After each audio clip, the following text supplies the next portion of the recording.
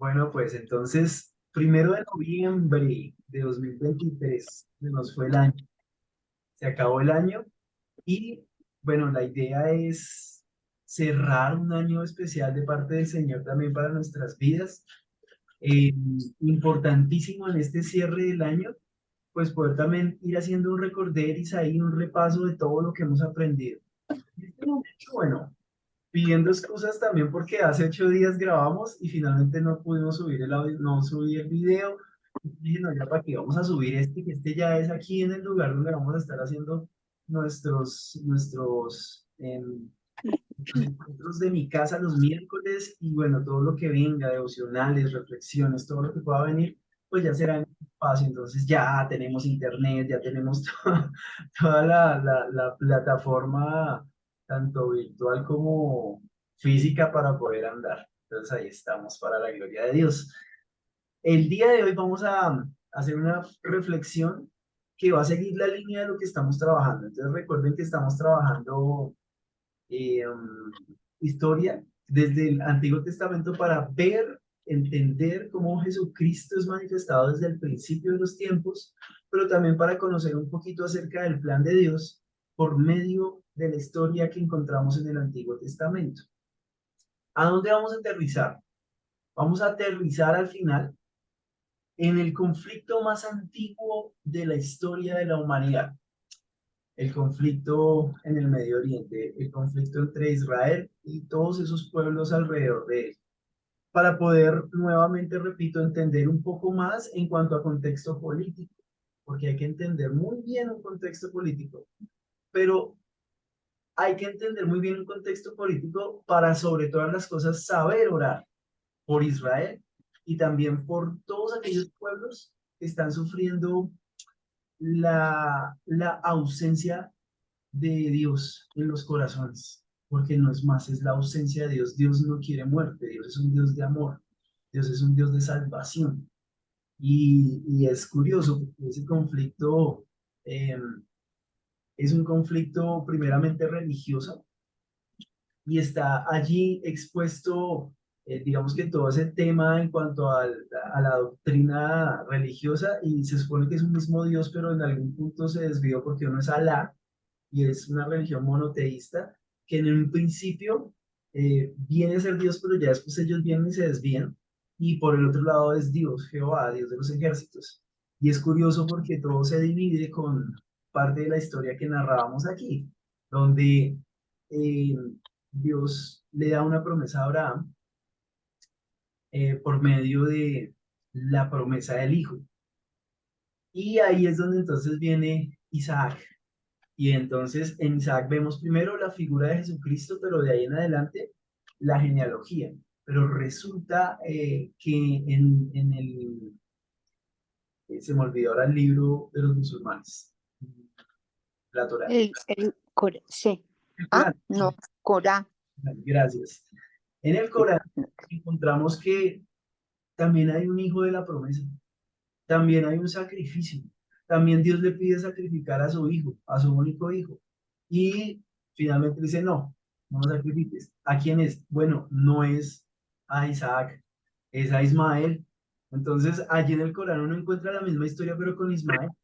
Uno dice, uy, caramba, ¿qué pasó? Entonces, es importante, ahí se forman dos pueblos, y eso lo vamos a entender más adelante bien, para poder entender por qué ese conflicto no para y porque viene siendo el cumplimiento de lo que está en la palabra de Dios, pero para nosotros cristianos, para nosotros hijos de Dios, para nosotros creyentes, para nosotros cristocéntricos, porque creemos en Jesucristo y su salvación, es muy importante orar, orar para que Dios manifieste su amor en salvación a muchos, porque Jesús murió por Israel, pero también murió por Palestina, y también murió por Arabia Saudita y por Irán y por todos los países que están involucrados, y por los estadounidenses y por los europeos, por los alemanes, por los colombianos, por todo el mundo. Entonces ahí va el entendimiento de lo que necesitamos saber para poder orar con sabiduría acerca de lo que está pasando. Allá vamos a aterrizar, pero bueno, todavía no.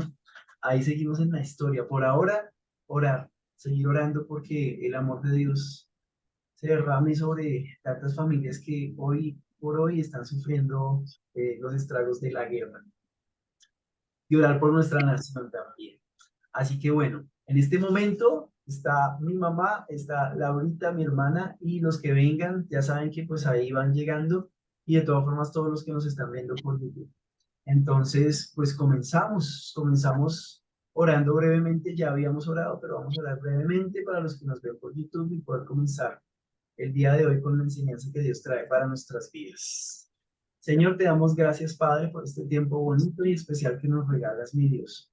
Hoy oramos, Señor, para que tu amor, mi Dios, sea derramado allí, en cada una de las familias, tu amor y tu misericordia, Dios, en cada una de las familias que se han visto afectadas por la guerra.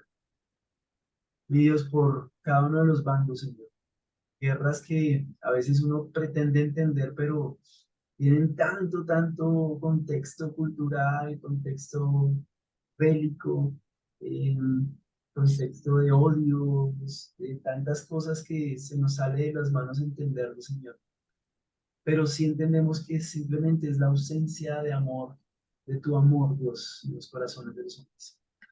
Señor, hoy oramos para que aquellas familias que hoy están sufriendo esos estragos de la guerra, Señor, puedan encontrar en medio del dolor tu refugio de amor, Señor, tu paz. Oramos por el mundo entero, Señor, oramos por nuestra nación, por nuestros gobernantes, Señor, por una jornada electoral que tuvimos el domingo, Señor, para que las personas que hayan quedado, Señor, para gobernarnos en cada uno de los territorios, los pueblos, los municipios, las ciudades, Señor, lo hagan con sabiduría y sean temerosos de ti. Oramos por ellos y oramos por nosotros como pueblo. Y oramos, Señor, para que tu compañía siempre esté, pues tú eres nuestro rey, tú eres quien gobierna nuestros corazones. Te pedimos, Padre, que hoy nos regales de tu Espíritu Santo y tu sabiduría para entender tu palabra y que llegue a nuestras vidas y a nuestros corazones. En tu nombre, Jesús, oramos. Amén y amén. Bien, hoy hablaremos entonces del reino de Dios.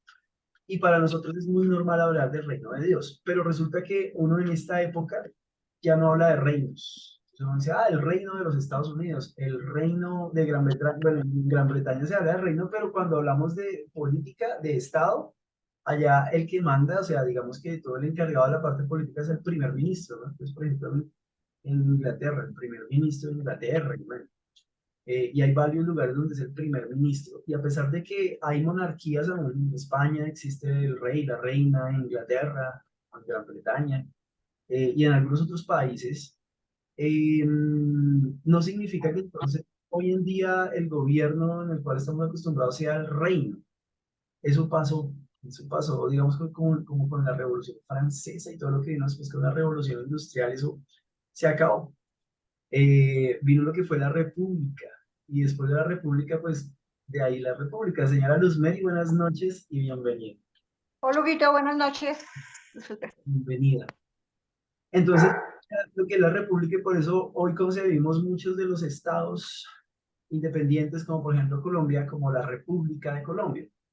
De ahí lo que pasó en, por ejemplo, 1948 con Israel, es declarado, es reconocido Estado, Estado independiente, la República Independiente de Israel, el Estado de Israel, el Estado de Israel.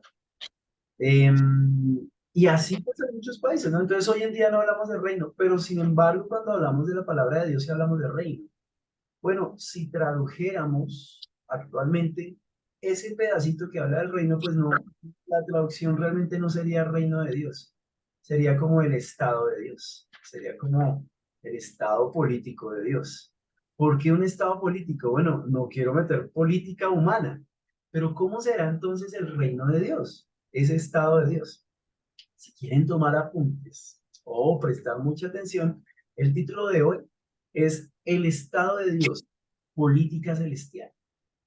El Estado de Dios, Política Celestial. Entonces vamos a seguir con nuestra línea, ¿listo? Lo último que vimos hace 8 días fue el tema de los jueces. Entonces, llegan a Tierra Prometida con Josué siendo muy claro con el pueblo, diciéndoles, bueno, si ustedes quieren ir y a tener las costumbres del lugar del que salieron, con sus dioses, con su cultura, con todo ese cuento allá ustedes. Pero llegamos aquí a este lugar y si quieren también adoptar toda la cultura y todos los dioses de los amorreos, pues bien puedan. Pero mi casa y yo le servimos al Señor, dice Josué, con voz de autoridad.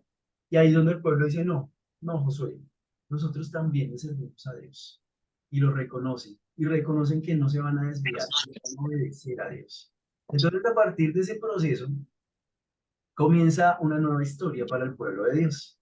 Han salido finalmente de Egipto. Atravesaron el desierto a lo largo de 40 años. Tuvo que morir hasta el último de esa generación que salió de Egipto para que la nueva generación conociera la tierra prometida. En el camino ya quedó Moisés y allí en la tierra prometida la conquistan junto con Josué a la cabeza, al mando, y llegan a un nuevo tiempo, un tiempo donde han encontrado la promesa de Dios, la tierra donde fluye leche y miel. Y empezaron, pero empezaron mal. Entonces mal porque querían ya estar involucrándose con los dioses ajenos cuando Dios fue tan claro en el primer mandamiento diciéndoles no se harán imagen ni semejanza de ninguna cosa, ni arriba en lo alto, ni abajo, ni en la tierra, ni en el mar, ni en ningún lugar, y amarán a su Dios con todas las fuerzas de su corazón, con todo su ser, con toda su mente. No, el primer mandamiento como que se les iba olvidando. Era el más importante. Y Jesús también lo resumió como el más importante. Jesús dice, dos mandamientos resumo. Recuerden que eso lo vimos en esta serie. Y Jesús dice, amarás a tu Dios sobre todas las cosas, con todas las fuerzas de tu corazón y de tu alma. Y amarás a tu prójimo como a ti mismo. Ya. Y él dijo, esos dos, y esos dos los reúne absolutamente todo. Entonces, el primero es ese, el primero es Dios por encima de todo. No hay una categorización para Dios. Dios no entra en el primer lugar, porque es que si hay un primer lugar, es fácil desplazar un primer lugar. No, Dios está encima de todo, por sobre todas las cosas. Es lo más importante en nuestras vidas y así debe ser siempre. Entonces, con esa premisa clara, ellos llegan a tierra prometida, pero se desvían. Y es cuando Dios, para recordarles que Él está, les manda a los jueces. Entonces, hace 8 días hablábamos de 3 jueces, hablábamos de Gedeón, hablábamos de Sansón y hablamos de Jefté, creo que fue que hablamos. Hubo varios jueces, bastantes jueces, pero el pueblo siempre se torcía, siempre se torcía. Y es triste ver cómo termina el libro de jueces, porque el libro de jueces es el último versículo del capítulo. Ahorita lo buscamos, se me escapa cuál es, 21, pero no me acuerdo. Y finalmente el pueblo hacía lo que quería. Triste, hacían lo que quería. Bueno, después de todo ese tiempo, hay un orden sí muy específico que Dios le da al pueblo dentro de la estructura en la cual se formó el pueblo, las 12 tribus, desde Jacob. Y es que una de esas tribus no tenía parte en la tierra que se heredaba, pero es que ellos eran los levitas, de uno de los hijos de Jacob, Leví. Entonces los levitas eran los encargados de los oficios del sacerdocio, los encargados de los oficios de todo lo que tenía que ver con los, em, em, digamos que ¿cómo llamarlo? Con la ley celestial, con la comunicación con Dios y el pueblo, o sea, los intermediarios. Porque el pueblo no podía tener una comunicación directa con Dios. La comunicación directa con Dios la ganamos nosotros por medio de Jesucristo. Entonces, en el sacerdocio, allí, en solamente esa figura de sacerdote, viene otra imagen de Jesucristo, porque Jesucristo se hace sacerdote, sumo sacerdote. Pero ya después llegaremos a esa parte porque resulta que Jesús se hace sumo sacerdote por el orden de Melquisedec y eso se va por allá muy atrás a los tiempos de Abraham, pero ese tema no lo hemos tocado, después lo veremos con más calma. Pero por ahora entendemos que Jesús es sumo sacerdote. Entonces, ¿por qué Jesús es sumo sacerdote? Claro, porque Él es el intermediario entre nosotros y Dios. Es Él quien nos reconcilió con Dios. Entonces podemos tener acceso a Dios directo por medio de Jesús. Jesús es el puente. Entonces, dentro de ese diseño perfecto que Dios está creando para nuevamente entender a Jesucristo allí en ese diseño, pues están los sacerdotes. Y esa es la tribu de Leví. Entonces viene un sacerdote muy especial llamado Samuel. Samuel está en tiempos donde el sacerdote era Elí. Elí era el sacerdote. Y los hijos de Elí eran Fitness y el otro se me escapa el nombre. Fitness, fitness. Fitness era uno y el otro se me escapó el nombre. Fitness y no me acuerdo el otro. Si alguien lo recuerda por ahí o lo ven, lo recordamos. Eran dos hijos y esos hijos eran cosas serias, tremendas. Eran los hijos del sacerdote. Uno diría, hombre, pero pues eran los hijos del sacerdote, por tanto vienen de la genealogía de la línea de Leví. Entonces deberían ser los que reemplazarán a su padre al momento de morir como sacerdotes. Pero qué va, eso es un desorden. Entonces ahí es donde viene Ana. Ana es una persona muy especial porque ella era estéril, no podía tener hijos y llega en algún momento al templo y está derramando su corazón al Señor, a Dios, y le pide a Dios que le permita tener un hijo y que si Dios le concede esa petición, ella, eh, OVNI. Ofni y Fines, muchas gracias, mami. Ofni y Fines, los hijos de Dios. Sí, señor. Entonces, cuando Ana está allí derramando su corazón delante de Dios, llega Elí, el sacerdote, y entonces la regaña. Usted lo que está es llena de mosto, le dice. Llena de mosto es borracha. Y ella no estaba borracha, ella estaba llorando, entregada en cuerpo y alma al Señor para que Dios le concediera ese de su corazón. La petición era que quedara embarazada y ella le prometía a Dios entregar su hijo al oficio del sacerdocio para que fuera dedicado a Dios. Algo parecido a Sansón, lo que veíamos hace 8 días.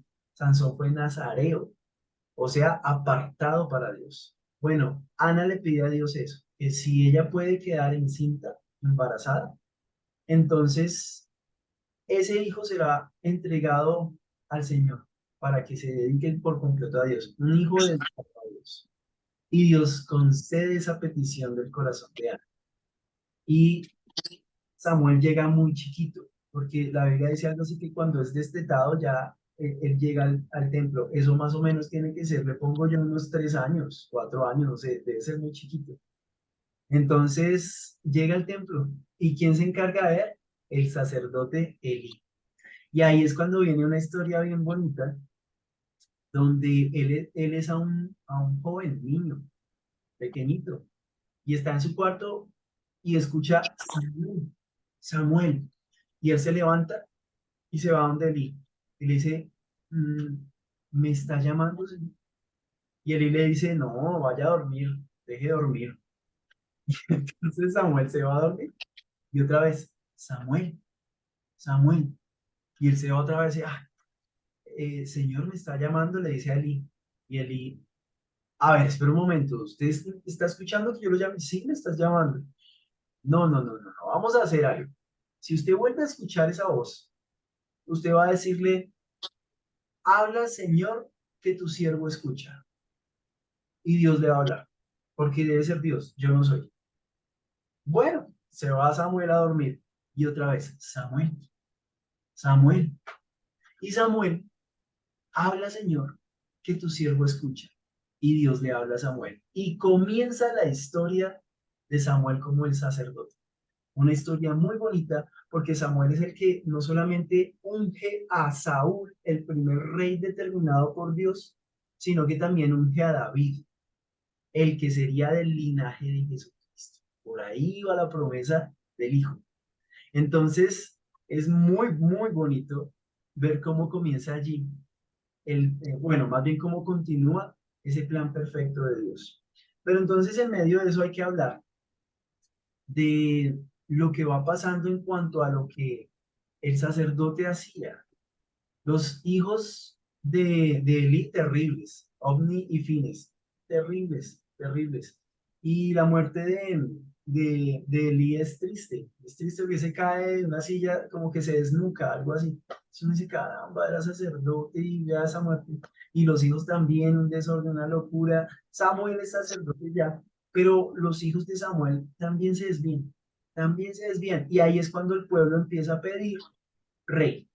Entonces, ahora sí, vamos a hablar de ese reino. ¿Qué es ese reino de Dios? ¿Qué es ese estado de Dios como la política celestial de Dios? Algo completamente diferente a lo que entendemos nosotros los seres humanos por política, es otra cosa. Por eso cuando Jesús llegó, el pueblo esperaba una cosa y él dijo, es que mi reino no es de este mundo, esto es totalmente diferente, pero no lo entendían, no lo entendí. Bueno, nosotros tenemos que entenderlo para poder vivir a Jesucristo en nuestras vidas y vivir su estado, su política, su ciudadanía, su reino. Entonces, vamos a irnos primero a, bueno, no, se los voy a resumir. Eso está en, caramba, es que no, se los voy a leer. Eso está en Jueces para poder ver más o menos el contexto de lo que fue ese primer rey. En Jueces, capítulo 9.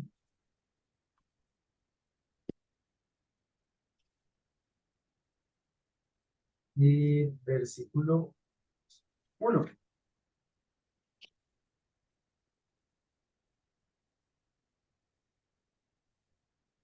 Ok, aquí tiene un personaje que se llama Abimelech. Él es hijo de Gedeón. Entonces recordemos que Gedeón era un campesino, era hijo menor, y Dios lo toma allí como por juez, dirige un ejército de 300, Dios les da la victoria y por medio de Gedeón el pueblo vuelve a ver a Dios y encontrar a Dios. Pero el pueblo quiere a Gedeón como rey. Y Gedeón dice, no, de ninguna manera, es que el rey es Dios. O sea, él les deja muy clara esa situación. Pero tenía muchos hijos y entre ellos había uno que se llamaba Abimelech. Jueces capítulo 9, versículo 1 dice, y Abimelech, hijo de Jerobaal, Jerobaal es Gedeón, voy a cambiar ese nombre por Gedeón, que es más conocido para nosotros, fue a Siquem, a los parientes de su madre, y les habló a ellos y a toda la familia de la casa del padre de su madre, diciendo, hablar ahora a oídos de todos los habitantes de Siquem, que es mejor para nosotros que todos los hijos de Gedeón, 70 hombres, reinen sobre ustedes o que reinen sobre ustedes un solo hombre. Además, acuérdense que yo soy hueso, hueso de ustedes y carne de ustedes. Y los parientes de su madre hablaron todas estas palabras por él a oídos de todos los habitantes de Siquem. Y ellos se inclinaron a seguir a Abimelech porque dijeron, es pariente nuestro. Ok, aquí está el contexto de lo que está pasando. Abimelech es hijo de Gedeón. Tiene algo así como 70 hermanos. Entonces él se va a Siquem, que es un lugar, y les dice, eh, ¿qué es mejor? ¿Que reinen 70 o que reine uno solo? Entonces yo creo que él tenía que tener una parla tremenda, un verbo tremendo. Entonces convence a todo el mundo, convence a sus hermanos, convence a todo el mundo y así que de que pues él puede reinar. Pero ojo, allí no estaba Dios. Dios nunca determinó que habría un rey, Dios nunca determinó ungir a alguien, o sea, nada, absolutamente. Y cuando Siquem y el pueblo quería un rey, ese rey tenía que ser Gedeón, pero Gedeón fue claro en decir, no, Dios no me llamó a ser rey. Yo no voy a ser rey porque nuestro rey es Dios. Pero Abimelech sí vio una oportunidad ahí. Entonces, ¿qué pasa con Abimelech? Voy a resumirles la historia un poquito. Voy a leer el versículo 22 que dice, y reinó Abimelech 3 años sobre Israel. Pero después de esos 3 años es nefasto. ¿Y por qué es nefasto? Porque resulta que Abimelech, aprovechándose de la situación, eh, es una locura lo que él hace. Él mata a todos los hermanos porque él dice, yo no quiero herederos de ningún tipo, ni que me vayan a armar una revuelta de nada, y se va a una peña por allá y a todos los mata. Entonces él queda único heredero del trono y se autoproclama rey y en efecto reinó por 3 años. Entonces hay un rey antes de Saúl, antes de ese rey nombrado y aprobado por Dios, porque Dios de alguna manera sí aprueba el reinado de Saúl, aunque con unas advertencias, pero lo aprueba, pero sobre Abimelech no. Pero años antes pasó eso con Abimelech. y reinó por 3 años. Pero después de que reinó por 3 años, después fue una locura y todo el mundo le hizo la trampa y todo el cuento para matarlo y el final fue muy nefasto y bueno, cualquier parecido con la realidad, pues ya sabemos qué pasa. Porque hay muchos reinados que surgen así. Uno empieza a estudiar la historia de la humanidad y uno ve, por ejemplo, esos zares en Rusia y de pronto la Edad Media, la edad de reinos, esos reinos que venían a ser heredados por las familias, por los primogénitos, pero como entre familias se mataban, se envenenaban, se hacían mil cosas que uno dice, Dios mío. Bueno, miren eso, o sea, desde tanto tiempo atrás la historia se repite. Entonces resulta que con Samuel pasa algo. Después de que Elí muere, los hijos de Elí mueren, está Samuel y Samuel tiene también 2 hijos. Y los hijos de Samuel también son malos. ¿Cómo? ¿Pero no eran los de Elí? Sí, los de Elí. Y los de Samuel también. También hacían lo que no era recto delante de los ojos de Dios. Sí, pero caramba, los hijos de Samuel, Samuel, ¿qué pasó, Samuel? Bueno, cosas que uno dice, caramba, uno no entiende, pero torcidos, torcidos no querían reconocer a Dios como Dios. Entonces vamos a ir a Primera de Samuel, capítulo 8, y ahí vamos a entender algo. El título que encontramos allí es El pueblo pide rey. Pueblo pide, entonces para estos tiempos llamaríamos el pueblo pide presidente, o el pueblo pide primer ministro. El pueblo pide a alguien que los gobierne, un gobernador. Y aconteció que cuando Samuel, ya viejo, puso a sus hijos como jueces sobre Israel, entonces ya Samuel era viejo, y pone a los hijos por jueces. El nombre de su primogénito era Joel, y el nombre del segundo, Abías. Estos juzgaban en Berseba, pero sus hijos no anduvieron por los caminos de él, sino que se desviaron tras ganancias deshonestas y aceptaron sobornos y pervirtieron el derecho. Cualquier parecido con la realidad, ¿no? Versículo 4. Entonces se reunieron todos los ancianos de Israel y fueron a Samuel en Ramá y le dijeron, mira, ya has envejecido y tus hijos no andan en tus caminos. Ahora pues, danos un rey para que nos juzgue como todas las naciones. Pero fue desagradable a los ojos de Samuel que dijeran, danos un rey que nos juzgue. Y Samuel oró al Señor. Y el Señor dijo a Samuel, escucha la voz del pueblo en cuanto a todo lo que te digan, pues no te han desechado a ti, sino que me han desechado a mí, para que no sea rey sobre ellos. Así como todas las obras que han hecho desde el día en que los saqué de Egipto hasta hoy, abandonándome y sirviendo a otros dioses, así lo están haciendo contigo también. Ahora pues, oye su voz, sin embargo, les advertirás solemnemente y les harás saber el proceder del rey que reinará sobre ellos. Entonces Samuel habló todas las palabras del Señor al pueblo que le había pedido rey, y dijo, así será el proceder del rey que reinará sobre vosotros. Tomará a vuestros hijos, los pondrá a su servicio, en sus carros y entre su gente de a caballo, y correrán delante de sus carros. Nombrará para su servicio comandantes de 1000 y de 50, y a otros para labrar sus campos y recoger sus cosechas, y hacer sus armas de guerra y pertrechos para sus carros. Tomará también a vuestras hijas para perfumistas, cocineras y panaderas. Tomará lo mejor de vuestros campos, de vuestros viñedos y de vuestros olivares y los dará a sus siervos. De vuestro ganado y de vuestras viñas tomará el diezmo para darlo a sus oficiales y a sus siervos.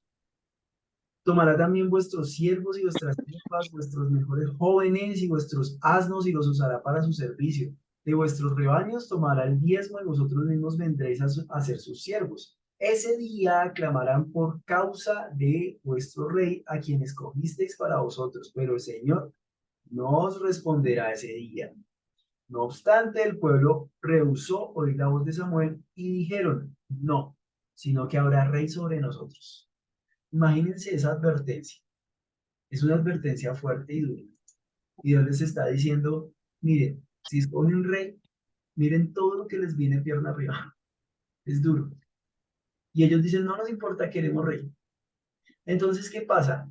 El pueblo está muy acostumbrado a todo a su alrededor, de cómo funcionan las cosas. Claro, nosotros aquí, en donde estamos, en tierra, en Colombia, en nuestra realidad, pues funcionamos a una manera. En Colombia hay reglas, somos ciudadanos y conocemos la constitución política. Pero esa misma constitución política no debería ser la que rige nuestra vida moral y espiritual. La que rige o el que rige esa vida debe ser Dios en todo el sentido de la palabra. Por eso Dios no puede estar en primer lugar, Dios debe ser todo. Y Dios debe estar por encima incluso de la ley que nos rige terrenalmente si es que esa ley va en contra de Dios. Si a mí la ley me pide eh, postrarme delante de los reyes ajenos, pues yo no lo voy a hacer porque yo tengo mi rey, yo tengo a mi Dios. Y fue lo que pasó con Daniel, y ya llegaremos a esa historia de Daniel, donde por decreto del rey tenían que postrarse delante de la estatua de Nabucodonosor, y Daniel dice, yo no lo voy a hacer porque yo tengo a mi Dios y no lo hago. Sé que no lo puedo hacer. Y eso es una identidad firme en Dios. Eso es conocer nuestro reino, que es el reino de Dios, espiritualmente hablando. O si lo ponemos en contexto actual, eso es conocer nuestro estado, nuestra patria celestial, la patria de Dios. Si yo conozco ese estado celestial, yo sé a quién decir y yo sé cómo lo hago. Pero no, a veces nos queremos tomar la justicia por nuestras manos. A veces queremos hacer más allá de lo que podemos, pero en nuestras fuerzas. Y es ahí donde no podemos. Dios debe reinar nuestra vida. Dios debe reinar nuestros corazones siempre. Y miren lo que pasa con el pueblo. A pesar de que Dios les advierte todo lo que se les viene, ellos dicen, no, igual queremos rey. No importa, queremos rey. A pesar de que Dios le dice a Samuel, mira, que desde que los saqué de Egipto lo único que han hecho es rechazarme, rechazarme, rechazarme. Y ahorita lo están haciendo contigo y mira cómo te sientes. Pero si eso es lo que quieren, pues el rey les va a hacer esto, esto, esto, esto. Y cuando me clamen a mí, no los voy a escuchar. Y diles eso. Y se los dice Samuel y ellos dicen, no nos importa, queremos rey. Ven la arrogancia, es dura. Versículo 20, a fin de que seamos como todas las naciones, para que nuestro rey nos juzgue, salga delante de nosotros y dirija nuestras batallas. Después que Samuel escuchó todas las palabras del pueblo, las repitió a Dios del Señor, y el Señor dijo a Samuel, oye su voz y nómbrales un rey. Ah, ahí se habló Dios. Y Dios dice, nómbrales un rey. Entonces Samuel dijo a los hombres de Israel, váyase cada uno a su ciudad. Y aquí viene entonces la búsqueda de Samuel, guiado por Dios, y el hombre que es ungido para ser rey de Israel es Saúl, el primer rey oficial, determinado por Dios. Y ahí paramos nuestra historia el día de hoy. Entonces, miren lo que pasa. Es tremendo. Ahora, vamos a cerrar con el siguiente versículo. Juan capítulo 18, versículo 36. Juan capítulo 18, versículo 36.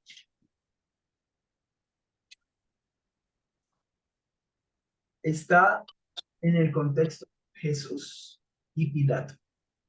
Ojo, está la representación de un estado celestial y está la representación del estado romano. Dos estados, dos patrias, dos reinos. Veamos desde el 33, versículo 33. Entonces Pilato volvió a entrar al pretorio y llamó a Jesús y le dijo, ¿eres tú el rey de los judíos? Jesús respondió, ¿esto lo dices por tu cuenta o porque otros te lo han dicho de mí? Pilato respondió, ¿acaso soy yo judío? Tu nación y los principales sacerdotes te entregaron a mí. ¿Qué has hecho? Jesús respondió, mi reino no es de este mundo. Si mi reino fuera de este mundo, entonces mis servidores pelearían para que yo fuera entregado a los judíos. Mas ahora mi reino no es de aquí. Pilato entonces le dijo, ¿así que tú eres rey? Jesús respondió, tú dices que soy rey. Para esto yo he nacido y para esto he venido al mundo, para dar testimonio de la verdad. Todo el que es de la verdad, escucha mi voz. Pilato le pregunta, ¿qué es la verdad? Y habiendo dicho esto, salió otra vez a donde estaban los judíos y les dijo, yo no encuentro ningún delito en él. Claro, fíjense, están hablando los soberanos de dos estados, pero muy diferentes. Uno es el estado romano, pura política humana, Y el otro es nuestro Señor y Dios, Jesús, a punto de entregarse en sacrificio por cada uno de nosotros, para que podamos ser herederos de ese estado celestial, de ese reino. Herederos porque en Él y creyendo en Él, encontramos el acceso al Padre, al Rey de Reyes, de ese estado, de esa nación santa. Pero es una nación muy diferente a todas las que nos encontramos hoy en día y a lo largo de toda la historia de la humanidad. No tiene comparación. Por eso Jesús es claro con Pilato. Y esa charla entre Jesús y Pilato es impresionante, porque es por un lado Pilato tratando de preguntarle, pero ¿rey de qué? Y Jesús, no, pues es que no lo entenderías. Sí, en efecto, soy rey, tú lo estás diciendo, pero es que si fuera rey de este mundo, si fuera rey, si mi reino fuera de este mundo, entonces yo tendría servidores. Y en resumidas cuentas le está diciendo, miren, si yo fuera rey de este mundo ya hubiéramos acabado con ustedes porque yo tendría servidores, estaríamos en guerra, pero es que no, no es eso. No es eso, vean, mi pueblo me entregó. Increíble, no lo entendieron. Y a veces uno desearía como estar en ese tiempo, no, y conocer a Jesús. Y a mí me daría susto porque si uno tuviera el pensamiento sesgado del pueblo de Dios en ese momento, y digo pensamiento sesgado porque ellos pensaban que el Mesías, el que había venido, pues venía a rescatarlos. Pues ellos esperaban era eso, una guerra. Ellos esperaban era que se levantaran contra ese Estado romano, contra ese imperio, y acabaran con ellos y los nuevos reyes del universo, del mundo, fueran los judíos. Que ellos mandaran. Eso era lo que estaban esperando. Y libertad. Y siempre esperando libertad cuando miren Dios hace cuánto se las dio cuando los sacó de Egipto, pero no la entendieron, no la cogieron. Bueno, la libertad que Dios vino a traernos nos la trae por medio de Jesucristo. Y allí está el entendimiento de ese estado celestial, de esa nación celestial, de ese reino de Dios. Ese es el reino de Dios. Comprender el reino de Dios solamente lo podemos hacer mediante su palabra.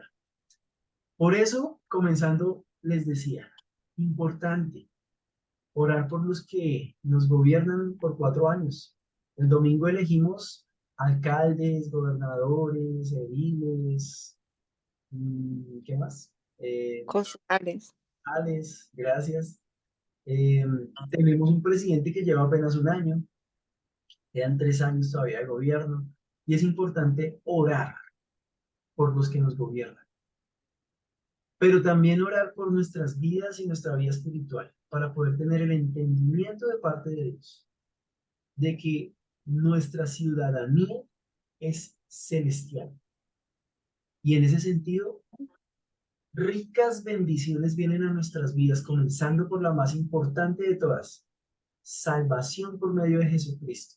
Y un ministerio importantísimo que nos corresponde a todos los que creemos en Él, y es el ministerio de la reconciliación, dice la palabra de Dios, reconciliación con el Padre.